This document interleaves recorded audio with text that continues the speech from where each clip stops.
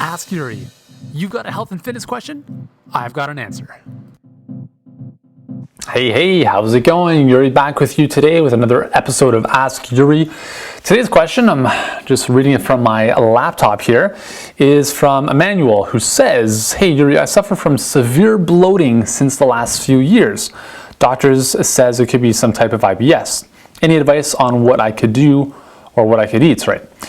So first of all, doctors will always go to IBS because that's kind of their default when they don't know what's happening intestinally. They just say it's IBS. So IBS is kind of like this scapegoat. We don't know what's happening, so we call it IBS, which is irritable bowel syndrome, for those of you who aren't aware of that. So my first thing is, first of all, keeping a food journal. Okay, so I would highly recommend, actually I'd mandate this if you were one of my clients, I'd say keep a food journal for 7 days, for a whole week, and you're gonna write down everything you eat and how you feel before, during, and after your meal. Okay, so if you feel hungry and then you have breakfast, how do you feel afterwards? Do you have a bowel movement? If you have a bowel movement, is it normal or is it really just kind of, not good? Like, is it just really just splattering all over the toilet bowl?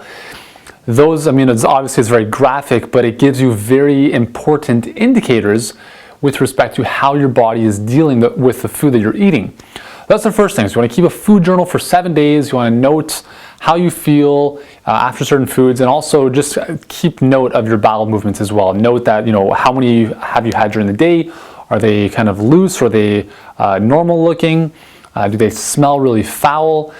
Okay, those are all important things you want to look at. The second thing is, once you start to identify those foods based on your food journal, is you want to look back over the 7 days and look at, okay, well, I had this for lunch and then I fell asleep in the afternoon, or I had diarrhea, or my stomach really started to hurt, and you want to start to make some associations. Okay, this is really important to do, and this is very simple. You look back over your food journal and you start to associate how you feel and how your bowel movement started to go with respect to the foods you've eaten. Now, understand your bowel movements won't necessarily reflect the most recent meal. So if you had lunch today, the bowel movement after lunch is probably from last night or yesterday at some point. Okay, so just keep that in mind, because there is a transit time everyone's transit time is a little bit different. In some cases, it can be up to 36 hours. Okay, so that's the amount of time it takes from mouth to the toilet bowl. Okay, so not everyone, 18 to 24 hours is kind of usual, the normal, but in some people it can be longer depending on what's happening digestively. So that's the second thing, is looking and making those associations. And the third thing is obviously to remove and replace the foods that are causing the problem. Most commonly, the number one food that I would recommend anybody avoid, no matter what their situation is wheat. Okay, wheat is very, very problematic for human beings. We have not evolved to be able to digest it. Okay, so wheat contains gluten. Gluten is a protein which is very problematic. It literally just wreaks havoc in your gut. Can lead to increased permeability, which is basically leaky gut, increasing all sorts of bad things inside your body. So there we go. So a little quick anecdote from me. When I was a very young boy, so I would say about 10 years old, I used to get the worst stomach aches ever. Like, I'm talking about debilitating. I'd have to go lie down, hang my legs up on the wall. It was so bad. I thought I had appendicitis.